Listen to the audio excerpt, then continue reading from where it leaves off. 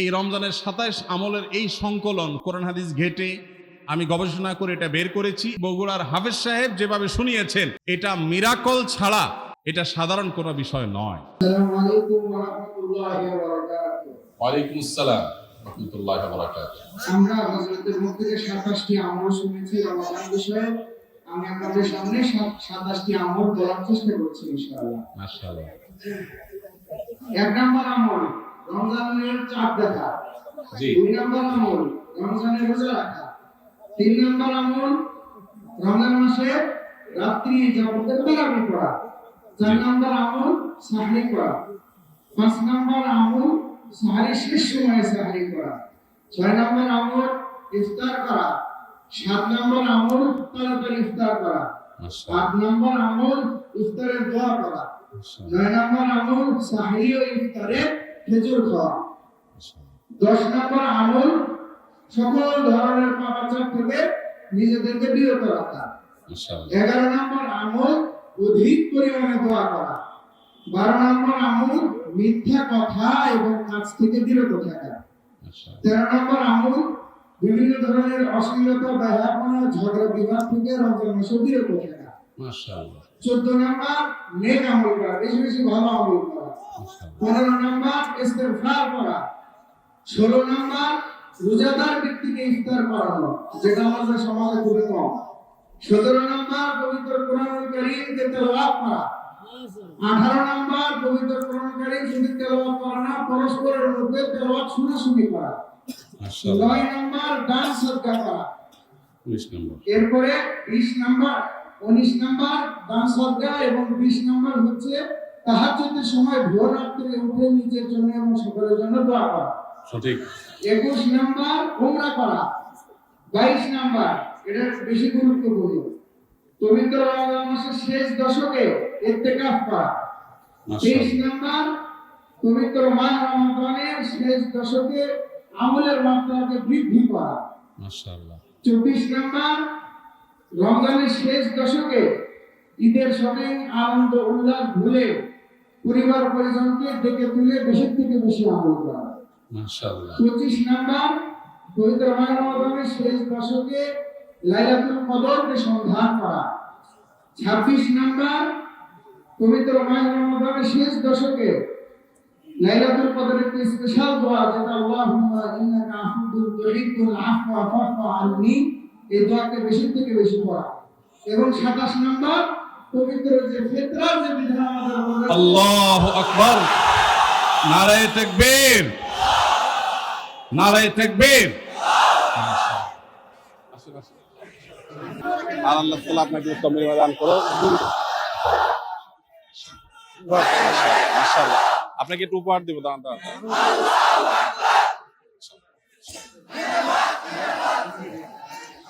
আপনাকে ২০০০ টাকা আমার পক্ষ থেকে।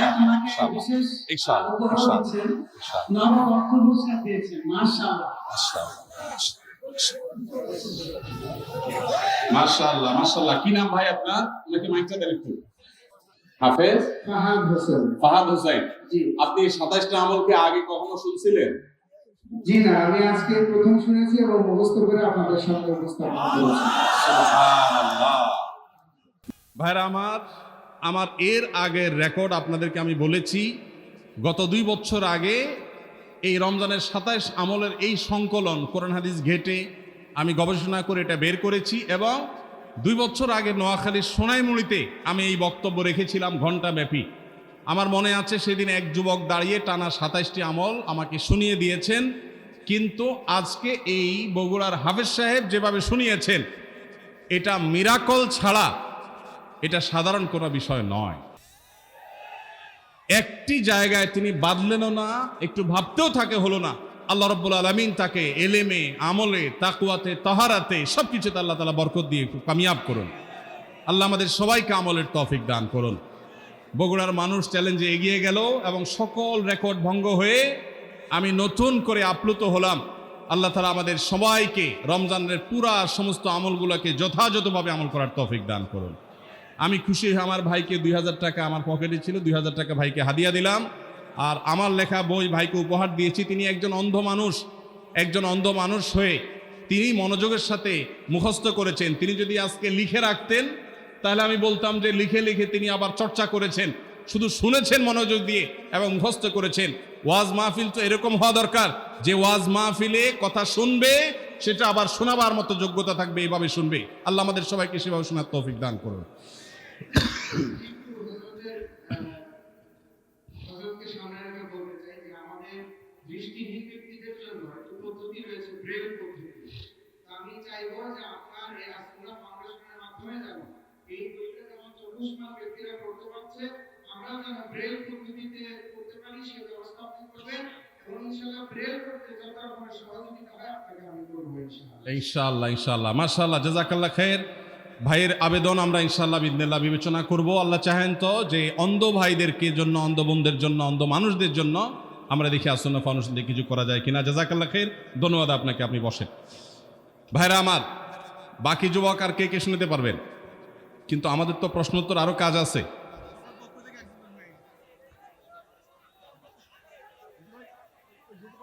আচ্ছা বসেন, আমি এখন একটা চ্যালেঞ্জ দেই। সবাই একজন এমন ভাবে শুনাইছে, আমার আসলে এর চাইতে ভালো আর কেউ শুনাইতে পারবে বলে আমি নিশ্চিত, কেউ পারবে না। এর চাইতে ভালো যদি কেউ পারবেন বলেন তাহলে সে হাত তোলেন। এর চেয়ে ভালো যদি না হয় তাহলে জরিমানা কি হবে? মানে আমরা তো মার্কের কথা জানি, ভালো পারলে মার্ক পায়, কিন্তু মার্ক কাটা যাওয়ার সিস্টেম তো আছে। উল্টা মার্ক হবে, বলেন না পারলে কি হবে? আচ্ছা, একজন দাঁড়াইছে, যে কয়জন চ্যালেঞ্জ নিতে পারবে তারা না পারলে উল্টা জরিমানা। কিন্তু আর কে আছে জরিমানা নিয়ে শুনাতে পারে এরকম কয়জন আছে? দাঁড়ান, আপনি, এই দুজন আছে। আপনারা চ্যালেঞ্জ নিতে পারবেন, যে 27টা শোনাবেন আপনারা চ্যালেঞ্জ নিচ্ছেন, আপনিও চ্যালেঞ্জ নিচ্ছেন। শেষ, আর কেউ নাই? ক্লোজ, এখন আর নেব না, শেষ। এই 3 জন আর আপনি 4 জন চলে আসেন, 4 জন সামনে চলে আসেন। রোমান ভাই কই? আপনার হাত দিয়ে পুরস্কার দেন 3 জনকে। এই 4 জনকে 4টা বই আমার নতুন লেখা। আপনি এক কাজ করেন, আপনিও দেন, আলেম ওলামারা দেখ। মাওলানা আলী হাসান তৈয়ব বগুড়ার ছেলে, দাঁড়ান। মুফতি মনোয়ার ভাই বগুড়ার মানুষ, আপনি 2টা দেন, আলেমরা 2টা দেন। এই ভাইদের যে কনফিডেন্ট আছে, এই কনফিডেন্টের জন্য তাদেরকে উপহার দিচ্ছি, তাদের শোনানো লাগবে না, এমনিতে এখানে চলো, সেখানে চলো, ভাই উপরে আসা লাগবে না, এখানে যুবক। ও মাশাআল্লাহ, এখানে চলে আসো, এখানে।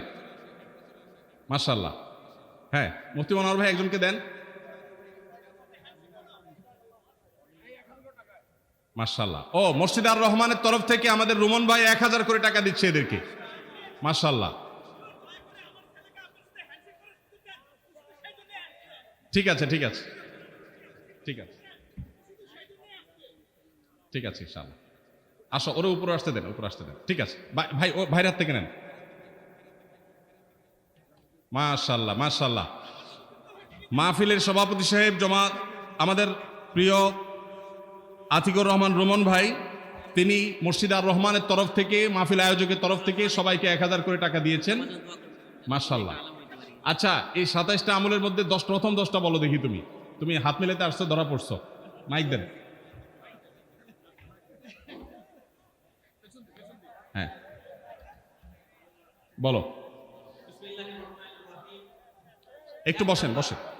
শাবানের 29 তারিখ রমজানের চাঁদের জন্য তালাশ করা। 2 নাম্বার, রমজান মাসে রোজা রাখা। 3 নাম্বার, তারাবির নামাজ পড়া। 4 নাম্বার, সাহারি করা। 5 নাম্বার, শেষ সময় সাহারি করা। 6 নাম্বার, ইফতার করা। 7 নাম্বার, দ্রুত ইফতার করা। 8 ইফতারের দোয়া করা। 9 সাহারি ও ইফতারের সুযোগ খাওয়া। 10 সকল প্রকার খাবার বর্জন করা। মাশাআল্লাহ, সঠিক উত্তর। কি নাম তোমার? রাফি। কি করো? আমি এবার এসএসসি পরীক্ষার্থী। আল্লাহ তাআলা তোমাকে ভালো ফলাফল করার তৌফিক দান করুক। বড় মানুষ হয়ে দেশে থাকবা না বিদেশে চলে যাবা? দেশের মানুষের জন্য কাজ করতে চাই, দেশের মানুষের উন্নয়ন করতে চাই। চান্স পালে বিদেশে যায় দেশে ভুলে যাবা? দেশেই থাকতে চাই ইনশাআল্লাহ। দেশে থাকলে দেশের দুর্নীতি, 2 নম্বরে ঘুষ টুস সেগুলা করবা? দেশ থেকে সমস্ত খারাপ কাজ তুলে দেওয়ার চেষ্টা করব ইনশাআল্লাহ। আল্লাহ তৌফিক দান করে কে যুবককে। প্রিয় ভাইরা আমার, আমাদের প্রিয় দেশ, ওয়ালাইকুম আসসালাম, প্রিয় স্বদেশ ভালো নেই, আল্লাহ তাআলা আমাদের প্রিয় স্বদেশকে ভালো করে দিন।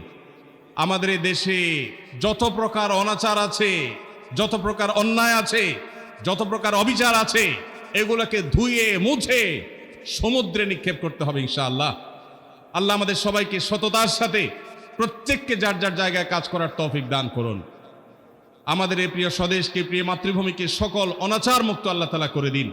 মাশাআল্লাহ, এরকম তরুণরা যদি দাঁড়িয়ে যায়, তারা যদি আদর্শবান হয়, নীতিবান হয়, ইসলামের আলো দ্বারায় আলোকিত হয়, উজ্জ্বল হয়, ইনশাআল্লাহ দেশের চেহারা বদলাতে সময় লাগবে না। ইনশাআল্লাহ দ্রুততার সাথে সময় পরিবর্তন হবে। আল্লাহ তাআলা আমাদের এই দেশকে ফুলে ফলে ফসলে সার্বিকভাবে অর্থনীতিতে সব দিক থেকে নিরাপত্তায় আল্লাহ তাআলা সমৃদ্ধ করে দিন।